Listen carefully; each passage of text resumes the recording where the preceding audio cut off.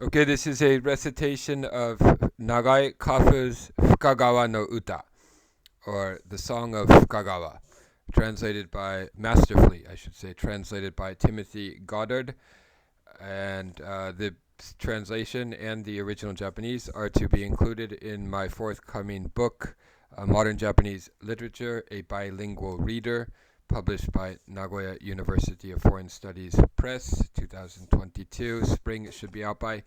And in this video, I'm going to read the entire English translation of the work, and I will start first with the study questions. Okay, so we have 5 study questions that we want to consider as we read the work, and we will discuss them in class. Study question number 1. What does the opening paragraph tell you about the narrator? What kind of person is he? Okay, so what do we know about the narrator from the beginning, and what do we learn as we read the work? Question number 2. What types of people does the narrator see on the streetcar? Okay, so the first half of the story, the first section of the story, is him riding a car, observing various people around him. What sort of people does he see? What does he think of them? Is that question. Question number 3. What significance does Fukagawa, okay, this place name, this chime that exists in the old part of the city, the low city, it's called the Shitamachi, right, near the Sumida-gawa. What significance does Fukagawa hold for the narrator? Why does he go there? Okay, question number 4 is what draws the narrator to the blind man playing the shamisen? Okay, and question number 5, even as he writes of his desire to linger in Fukagawa, that he's visiting at the moment, the narrator acknowledges that he must return to his home in a different part of the city, right? So he lives in the high city, right? The area around the Yamanote and the castle, and sort of the center of the new metropolis, right? So why must he go back, right? Why must he leave the Shitamachi, the old center of the Edo culture, and return to the area that he now lives in? All right, and the final question, question number 6 on the study questions, is in relation to this famous essay by Tao Yuanming, right, written in the early 5th century in China, called Peach Blossom Spring. And as I read this Nagai Kafū story, I detected traces of this essay by Tao Yuanming. So as you read it, think about this essay, which we've already read in this class, and see if you can find some similarities with that story. And that story, as you'll remember, is of a man who leaves the world of reality and goes into this sort of fantasy world that exists outside of time, and he eventually has to return to his homeland, but he wants to return to this fantasy land so bad that he leaves a trail as he leaves it, and hoping to return another time, but in the end he's unable to return to that fantasy land, and he dies never seeing it again. All right, so as we read the story, the Fukagawa song, let us keep in the back of our heads this essay by Tao Yuanming. Okay, now I will read the story. And we've already read several pieces by Nagai Kafū in this class, so you're already familiar with him and his details of his biography and his the style of his writings and so forth. But just to review very briefly, Nagai Kafū, born 1879, so Meiji 12 that would be, and died. He lived a long life to the age of 80. Died after the war, 1959. Okay, he's a novelist, a playwright, an essayist, a diarist. And his works are noted for the depictions of life in early 20th century Tokyo, especially among geisha, prostitutes, cabaret dancers, and other denizens of the city's lively entertainment districts. Okay, among his major works are America Monogatari, Ude Kurabe, which is geisha in rivalry in the English translation, A Strange Tale from East of the River, which is considered his great masterpiece, Bokuto Kitang in Japanese, 1937, and his diaries, especially the one that he wrote over the course of 42 years, Dancho te Nichijou. And Nagai Kafū, for a long time, he was read simply as an elegist for the old culture of the Edo period. But more recently, scholars such as Rachel Hutchinson, I think is her name, wrote a book on that explores his works as critiques of modernity, right? So he wasn't simply nostalgic, somebody who had nostalgic longing for the past, but rather his writings about Edo culture and about the demi-monde of Tokyo are more fundamentally critiques of modernity. So keep that in mind as you read this work too, which can also be interpreted as a critique of modernity. Alright, here's the work. Nagai Kafū, Song of Fukagawa, 1909. Right, so it's written in the last years of Meiji. Meiji, what would that be? Meiji 42, right? Alright, and here is the story. Part 1. I boarded a streetcar from Yotsuya Mitsuke bound for Tsukiji Ryogoku.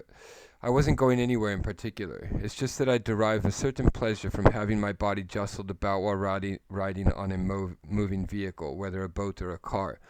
I don't know when this particular habit of mine developed.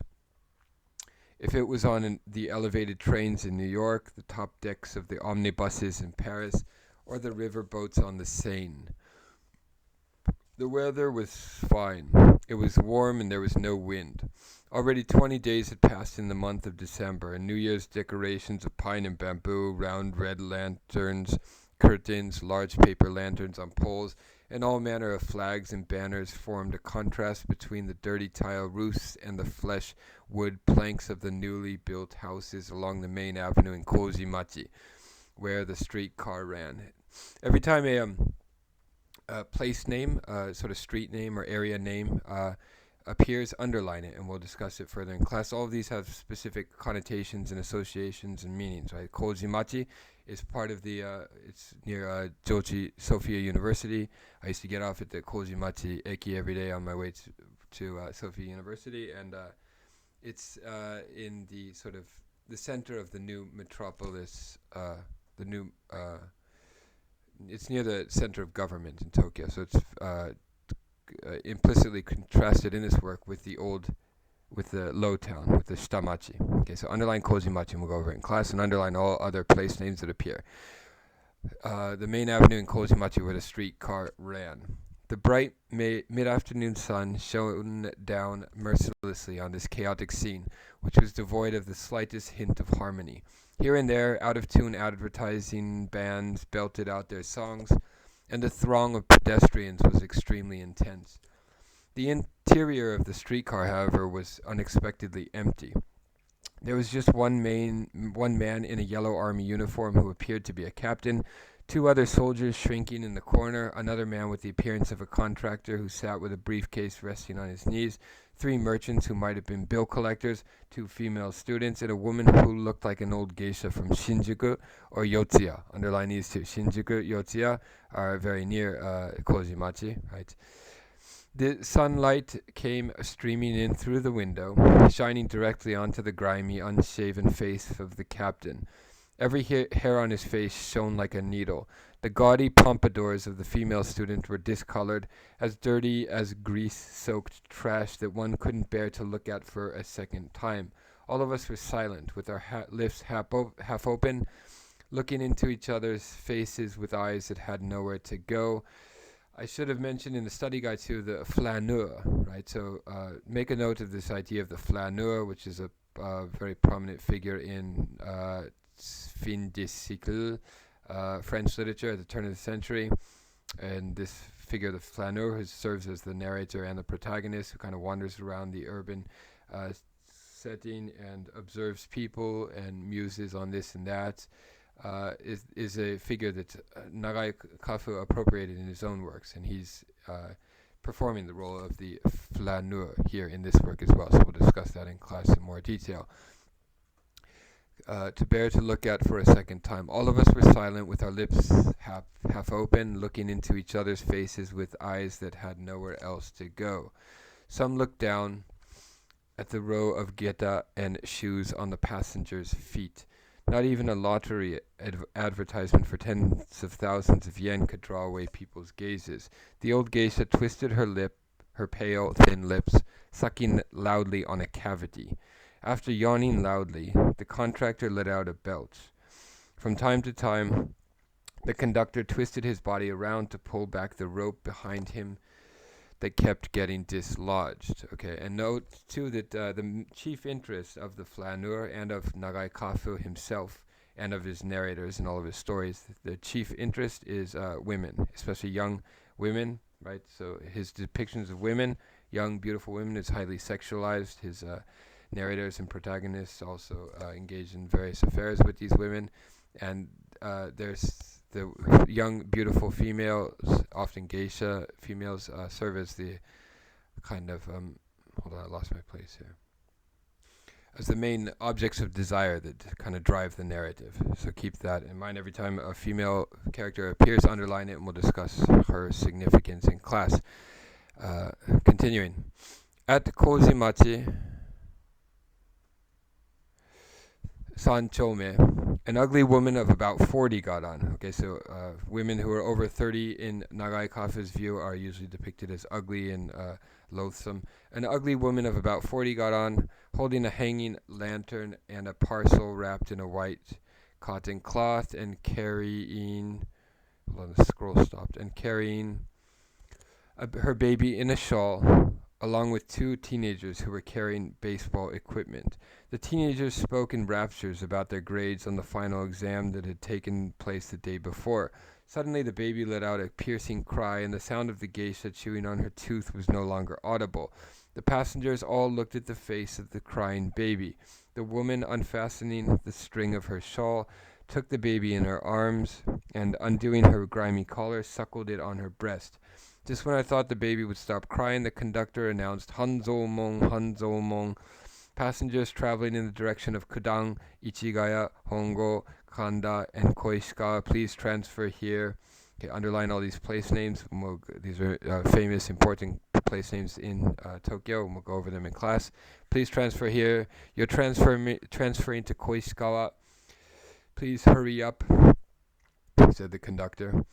Her dark breast dangling, the woman rushed to get off with one hand on her baby and one hand on her lantern and parcel. This is something you see a lot in novels of the Meiji and Taisho period, women suckling their children, breastfeeding their children on the train. You don't see that too much in Tokyo today, although you see it at restaurants and coffee shops from time to time. You don't see breastfeeding taking place so much on a train as you used to in the Meiji and Taisho periods. When they caught sight of the unexpectedly empty car, the passengers who had been waiting fought their way forward, pushing the woman who was trying to get off and occupying the seats without the slightest concern for one another.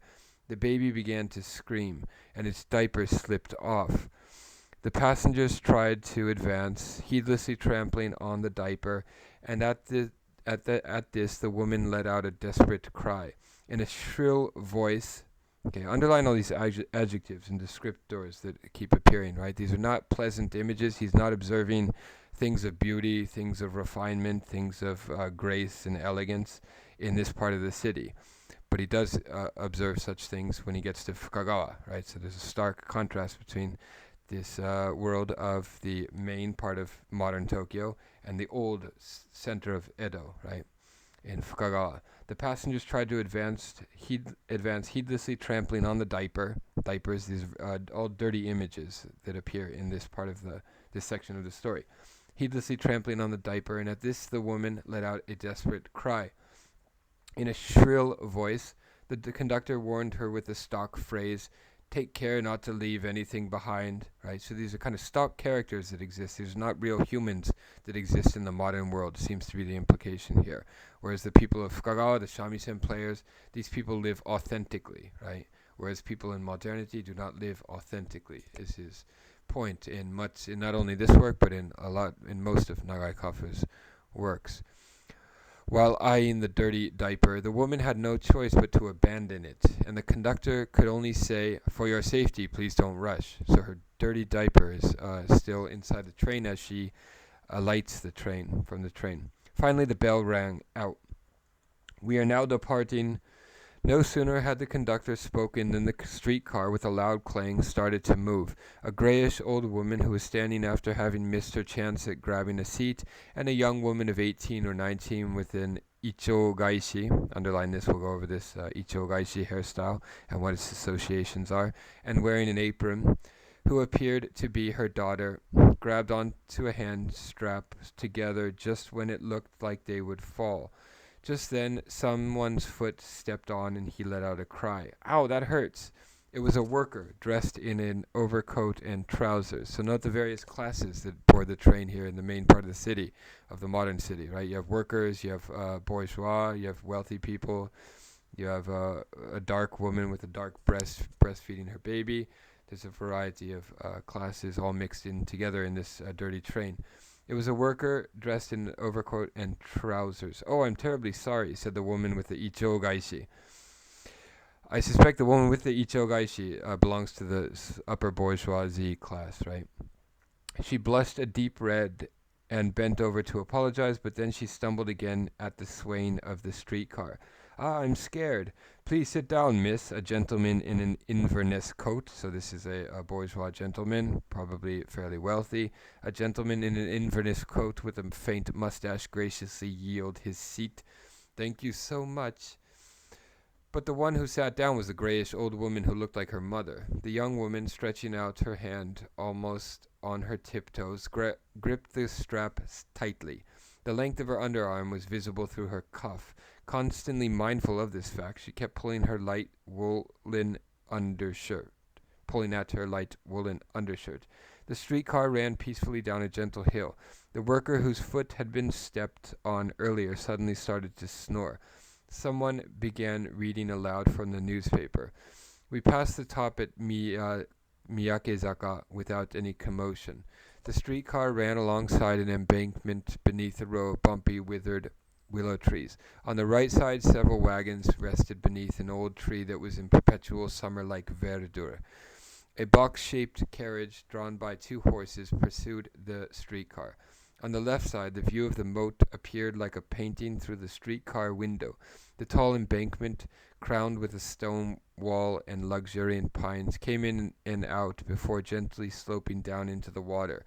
As I looked out over the curve of the bank, this spot was set off with an astonishing vividness, illuminated by the light of the sun. Like a mirror, the surface of the blue, murky water reflected everything clearly from the weeds that covered both sides of the embankment, every single branch of the willow trees, and all the way up to the clouds floating high in the sky. Scores of waterfowl flew in unceasingly, clustered along the embankment, their flapping broken with a splash. The streetcar turned along the bank. The waters of the canal were even more broadly visible and ever more tranquil. Okay, so the negative imagery, the ugly and unpleasant imagery of the train is contrasted with these tranquil and serene and beautiful descriptions of nature and of the water and so forth. So note this. We could have added a question to the study guides about his descriptions of these natural scenes that he's witnessing as he rides along in the train. Continuing.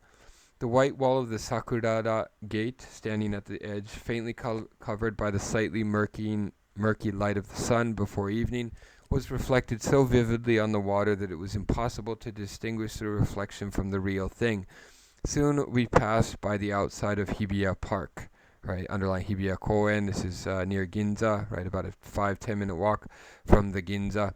The streetcar moved across the wide boulevard, and 2 or 3 men hopped off without waiting for the streetcar to arrive at the narrow street on the opposite side. Please wait until the car has stopped moving before getting off, said the conductor. No sooner had he said this than someone fell down. After assuring himself that the man had suffered no serious injury, the conductor pulled back the disconnected rope with all his might. The streetcar rattled along the multi-layered road. When it arrived at the designated stop, a crowd of people was waiting. Among them were 2 or 3 merchants carrying large packages on their backs. The usual commotion of people getting on and off. In a shrill voice, the conductor said, "Please move to the middle of the car. You there, I beg your pardon, but would you mind just taking the next strap down? It's very crowded, so please take care of your belongings. The streetcar is moving. Transferring passengers, please have your tickets out for inspection. Next stop, Skiabashi. Are there any passengers transferring here?" "Yes, just a minute, I'm transferring. There's a transfer to Honjo, right?" An old woman immediately called out. She had her hair cut short and looked like a retiree. But the conductor was preoccupied with clipping the passengers' tickets as he made his way from the corner. A round-trip ticket? Your change is 1 sen from a 10-sen silver coin. You won't be transferring? Hey, I'm transferring, shrieked the old woman bound for Honjo as if she were being strangled. Hey there, a book of tickets, 30 please, said a man in a hunting cap with his twin striped hem tucked in, handing 2 1-yen notes to the conductor. He wore long wool socks and high-laced boots, and he looked like he might be a sales clerk at a bicycle shop. As the conductor took the notes, he glanced over and hurriedly made the preliminary announcement for the streetcar to stop at Sukiyabashi. Even as the streetcar came to Owari-cho, the sales clerk still hadn't received his book of tickets, so now it was his turn to worry instead of the old woman. Yet all the same, he did not raise his voice, but just stared sharply at the conductor without blinking. Through the glass windows of the streetcar, rows of modest, utilitarian Western-style houses appeared on either side of the street, like something one would see in the colonies of India or southern China. The sound of streetcars suddenly became intense. Another out-of-tune band could be heard. In other words, we are crossing the main boulevard in Ginza. Underline the Ginza. We'll discuss the Ginza in class. Mixed in with the passengers were 3 country bumpkins, wearing straw sandals and sedge weave hats, and again there was great congestion. At the rear exit, the passengers jostled so much it was even hard to breathe, and they cursed as though a fight would break out at any moment.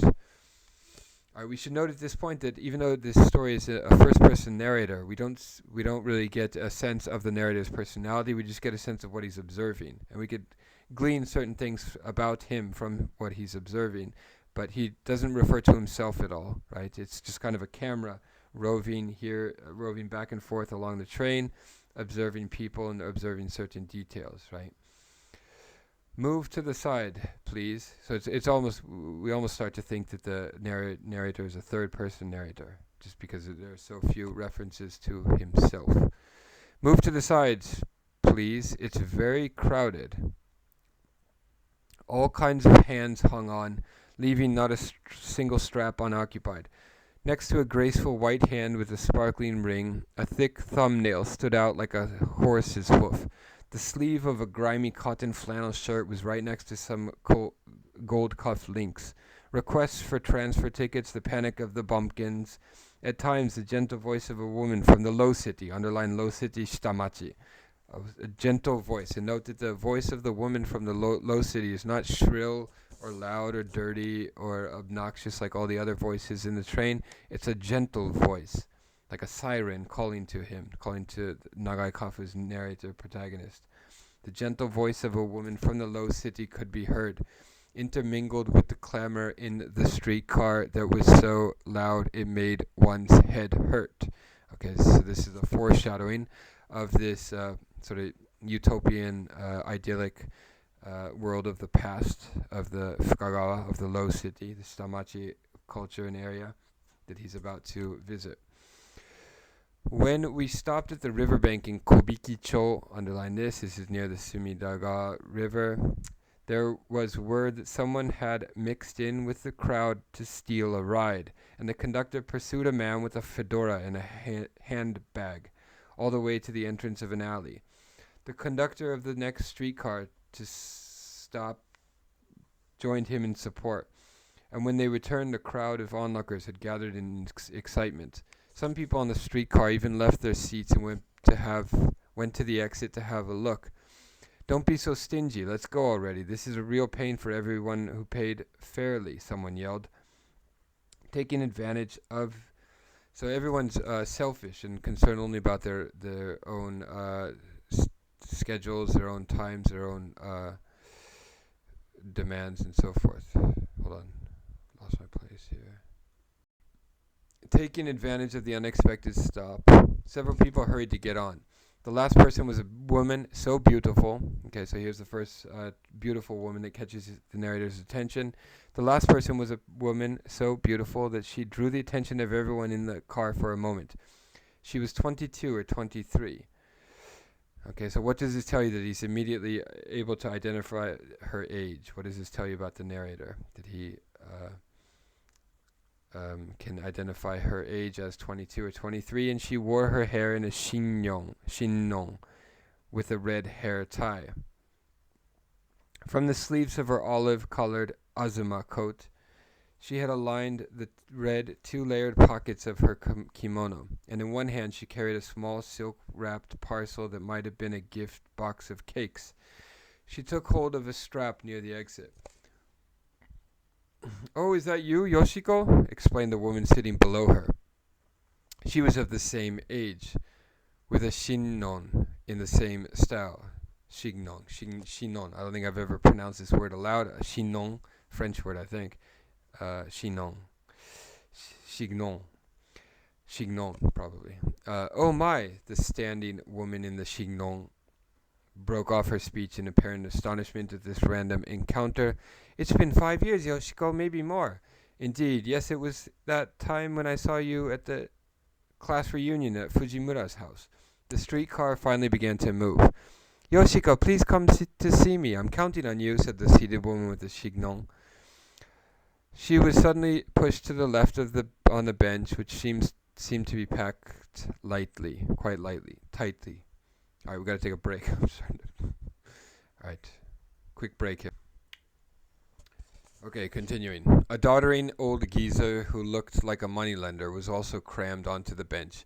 He wore a scarf, and out of the corner of his eye, he glared with dissatisfaction at the woman's white neck. Without uttering a complaint, though, he carefully gathered the cape of his old-fashioned long coat and got up from his seat.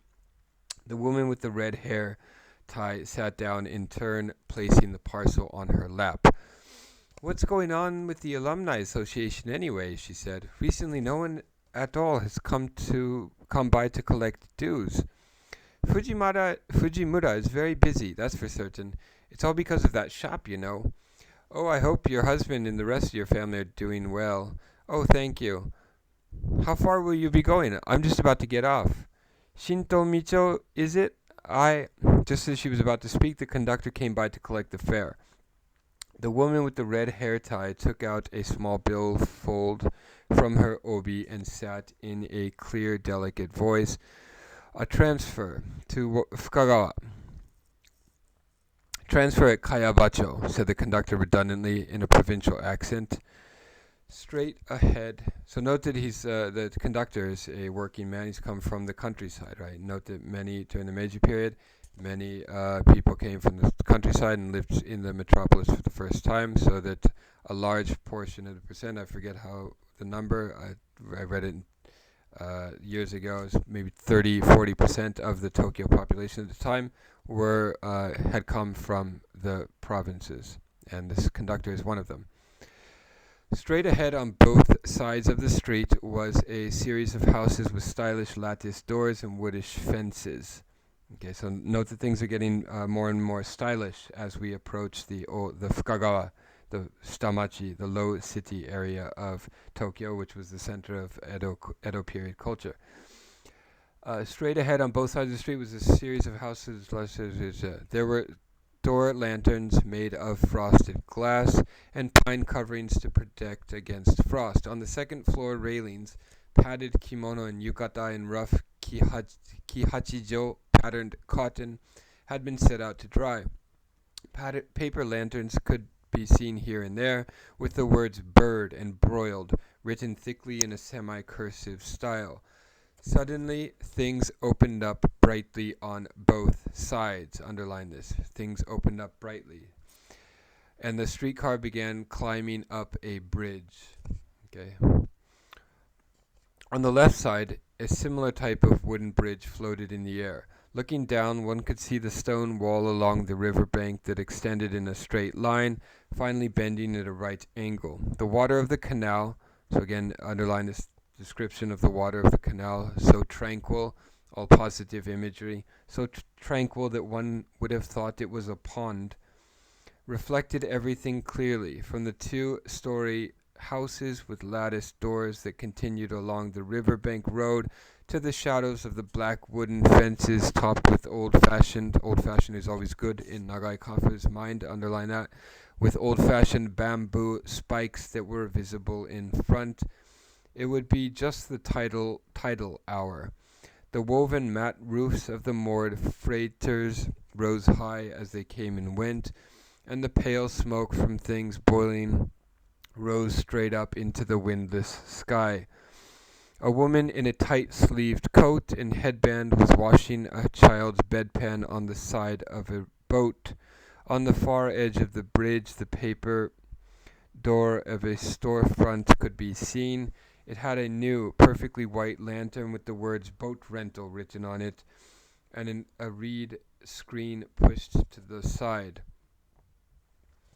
Beneath the stone wall floated 4 or 5 fishing boats arranged in a tidy row, without a single plank missing. Hardly anyone passed by, so it's not overpopulated like the city is, and it might have been after 4 o'clock already.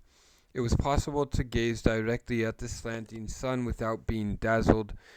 The implication being you can't do that when you're in the city. You can only do that when you're out here.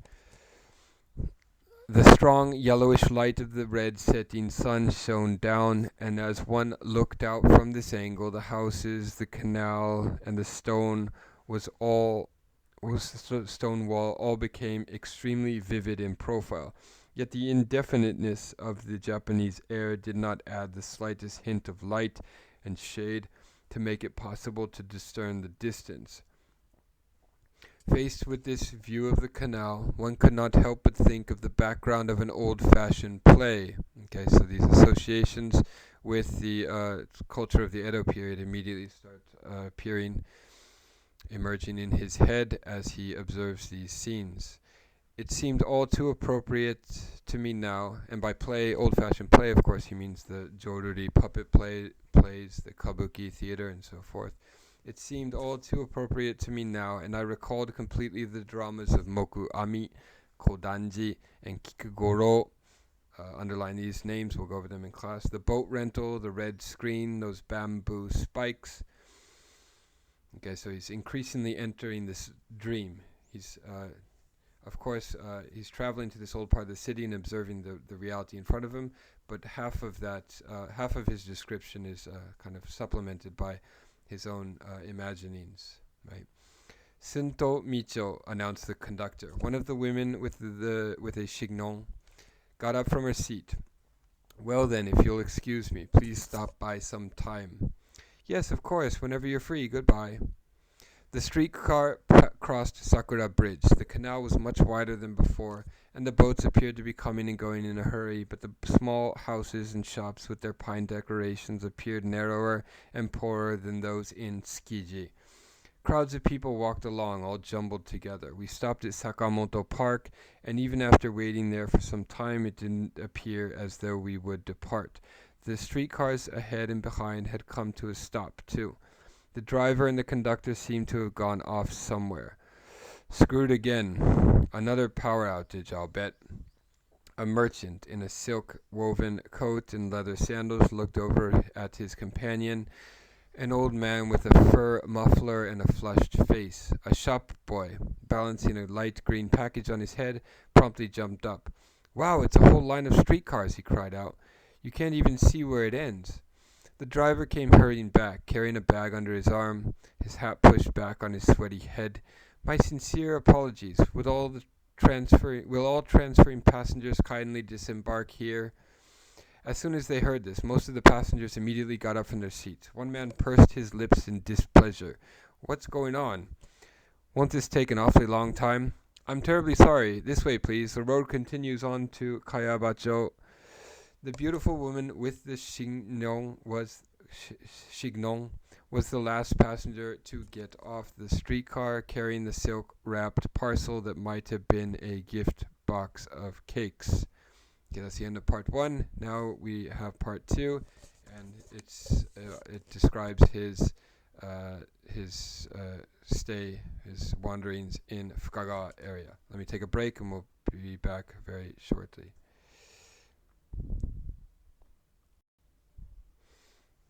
Alright, we're already at the 35-minute mark. I want to make this video as short as possible, so I'm going to read as quickly as possible this second section of the story. Part 2. As I have already mentioned, I wasn't going anywhere in particular. Enticed by the commotion of the crowd getting off, I casually got up from my seat. The conductor, without even being asked, gave me a transfer ticket to Fukagawa. The streetcar, which was painted a reddish-brown, continued for a good 2 or 3 blocks along the thoroughfare, cut off from the sun by the roofs of the houses. Rays of sunlight shone down at an angle onto the main street in Kayabacho, and several Western-style buildings of uneven height stood on the opposite corner. They were all roofs and windows, unadorned by even a single carving. Indeed, they looked like flimsy storage sheds, lacking all thickness and weight. Above the thoroughfare, a tangled web of electrical wires obstructed the view of the clear winter sky. The wooden logs of the telephone poles, which looked like they had been cut down from the mountains just yesterday, stood up so unapologetically that it was impossible to see ahead. On them were smeared advertisements painted in offensive colors without regard for the art of design. Each household had set up flags and banners amidst the decorations of dirty bamboo leaves and withered pine, but they had chosen only extremely simple colors for all of them, like purple and red. With anger, I thought back to the Fukagawa of old. Okay, so he hasn't entered this utopian land of Fukagawa. Ignore all my previous comments about Fukagawa being a beautiful place. The Fukagawa of today is a degraded Fukagawa, is what he's lamenting here, and he can still remember the idyllic Fukagawa that he would visit when he was a young boy, right, which still retained traces of the old culture and so forth, and these had all been decimated by modernity. With anger, I thought back to the Fukagawa of old. Fortunately, I had the transfer ticket in my hand. I was seized by a desire to flee to Fukagawa. I would go to Fukagawa, leaving behind this wretched city in a single bound. Alright, hold on. Okay, this unpleasant scene that he's describing, I guess it's of Kayabacho. Okay, so he's not in Fukagawa yet. So Fukagawa might still be the Fukagawa of old. Let's see what happens when he arrives there. Alright. Many years ago, before I left Japan, okay, so now he's reminiscing about his experience abroad, and right here at this point, I should say that in general, whenever I teach works of literature, I tell students to make a distinction between the narrator and the author. But in a lot of cases in Japanese literature, especially in the so-called watashi shousetsu genre, or mode of reading, as I argue, it's both a mode of reading and a genre. But there's often blurring of the line between the narrator and the author, and we're seeing some of that here. Nagai Kafū, of course, studied in America. He wrote about his experiences in that work, America Monogatari, and he also studied abroad in France for a while and wrote about those experiences as well, and he's referring to that here. Okay, so in this work, we can, I think, make an exception and say that the narrator is more or less Nagai Kafū, or sort of alter ego, or surrogate or stand-in for Nagai Kafū. Many years ago, before I left Japan, Watari Fukagawa was for a long time a place that satisfied all of my deep emotions: curiosity, ecstasy, sadness, and pleasure. The streetcars were not yet in operation, so he remembers the Fukagawa of old, which was a place of deep emotion for him, sort of eroticized fantasy land. The streetcars were not yet in operation, but already the beautiful views of the city of Tokyo were being destroyed completely. Crossing over the river, when I beheld the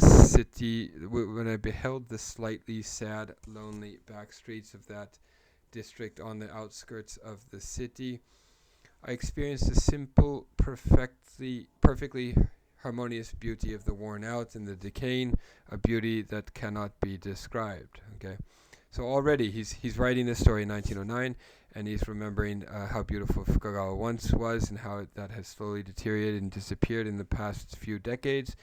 And keep in mind that in 1923, with the great Tokyo earthquake, the Kanto Dai Jishin, that will occur in 1923 and destroy much of the city. After that, they rebuilt the city in a very, very modern way that completely destroyed any traces that were remaining of the old city.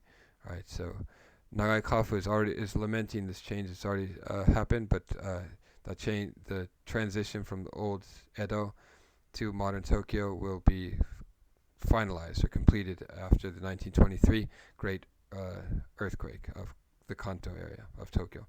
All right. A beauty that cannot be described. In those days, there wasn't the convenience of a streetcar from the prosperous city center to Fukagawa.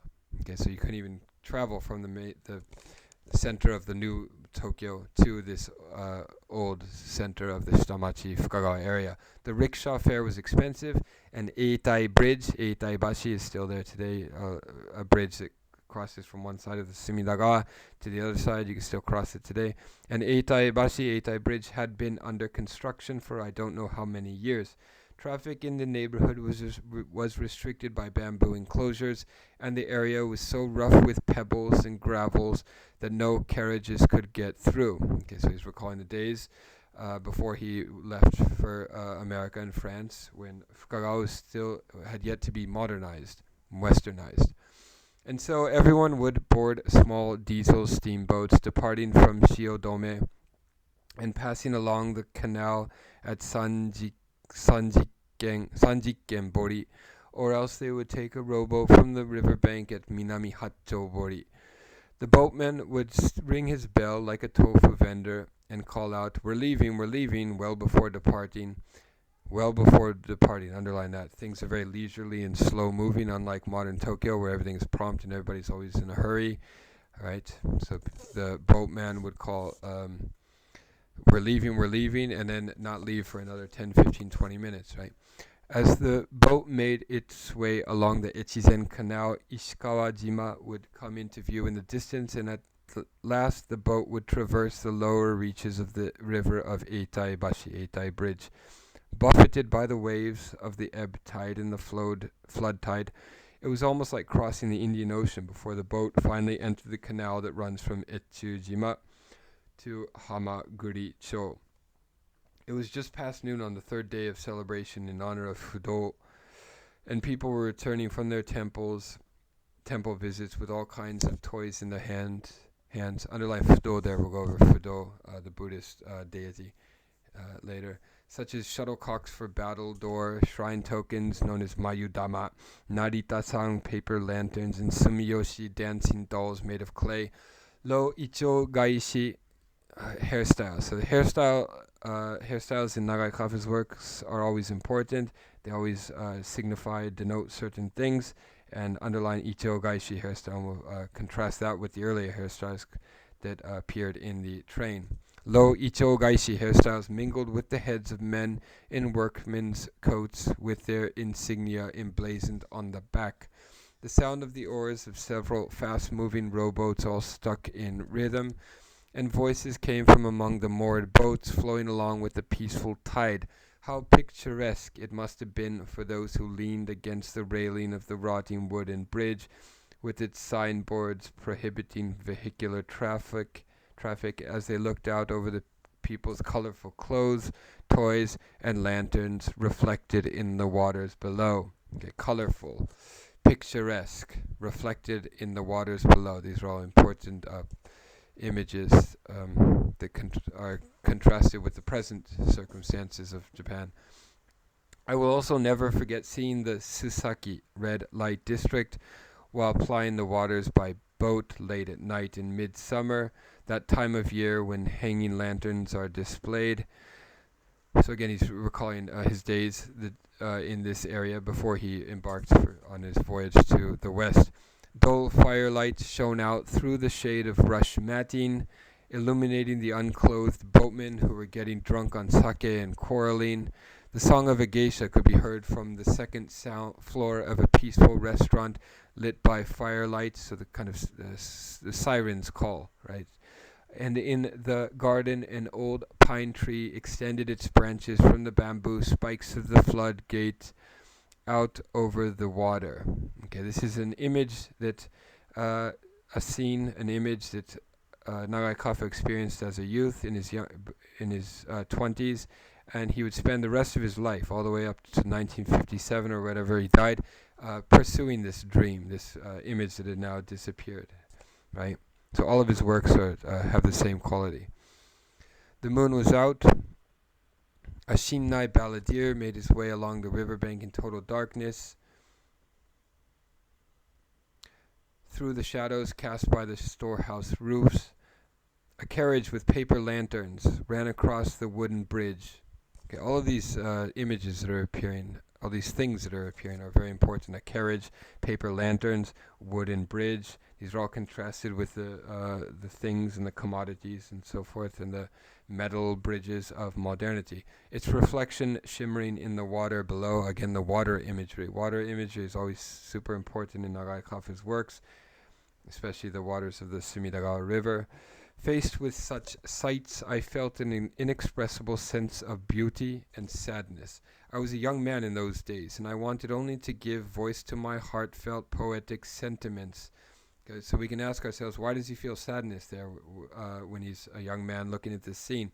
Does he feel sadness because he knows that these scenes are about to disappear in the onslaught of modernity? Perhaps. I did not know anguish, blissfully satisfied by the pastimes of Edo. Underline Edo, right? This is, even though he's living in modern Tokyo, he still refers to it as Edo, the pastimes of Edo. My heart was truly at peace. So this kind of prelapsarian bliss that he's recalling. I thought that the arts of the Kenyusha were splendid and new. Underline the Kenyusha. Kenyusha, of course, is a very important literary group of the 1890s, so the third decade of the Meiji period. Nagai Kafū, I think he was associated with this group at the very beginning of his career. Maybe not, but he at least was very influenced by it. And this Kenyusha group, of course, had this same kind of anti-modern strand or aspect to it, right? So a lot of the Kenyusha writers sought to copy the style of Izumi Kyoka, hold on, of Ihara Saikaku and other Edo period writers, right? So I thought that the arts of the Kenyusha were splendid and new. I was content with the tumult of emotions expressed in the writings left behind by Chikamatsu and Saikaku, Ihara Saikaku, just mentioned. Chikamatsu Monzaimon, of course, is the great dramatist of the Edo period. We've already read several of his Joruri dramas. So this is the world of the Edo past that enchants Nagai Kafū and his narrators, right? The oscillation of sound waves, the shades of color, the weight of air, such things had not yet been stimulated my senses in the slightest. Okay, we keep in mind too that Ishikawa Jun was very influenced by Nagai Kafū, and he had a very different understanding of Edo and Edo culture, but we'll talk about that on another day. Just keep in mind that that Nagai Kafū is not the only Edo elogist. There are others that followed him. I had no inkling that such things could ever enter the artistic realm. I believed without a doubt that I would live in Japan forever and that I would freely express my feelings in Japanese forever. Edo Geijitsuron is a famous treatise or essay that a series of essays that Nagai Kafū wrote in the 1930s. I think perhaps we'll read those essays at a future date. All right. Now I've grown a mustache. Okay, so that's the end of his recollection. Now he's back in the present, and he says, now I've grown a mustache, and I am wearing Western clothes. Okay, so he's been modernized, Westernized.